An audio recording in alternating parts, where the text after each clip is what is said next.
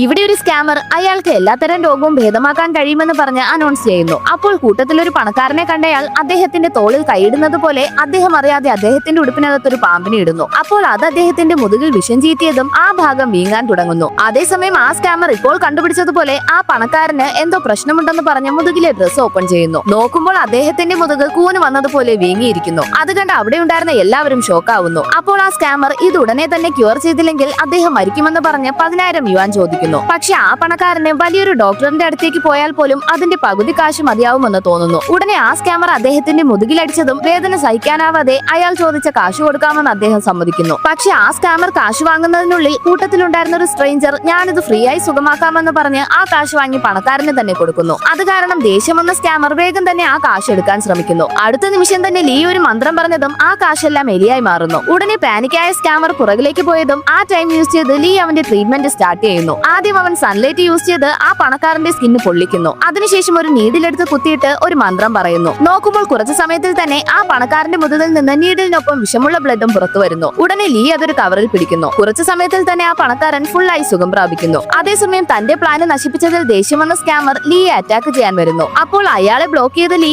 അവൻ കളക്ട് ചെയ്ത മുഴുവൻ ബ്ലഡും ആ സ്കാമറിന്റെ വായിൽ ഒഴിക്കുന്നു. നോക്കുമ്പോൾ അടുത്ത നിമിഷം തന്നെ ആ പോയിസൺ കാരണം സ്കാമറിന്റെ നെഞ്ച് വീങ്ങുന്നു.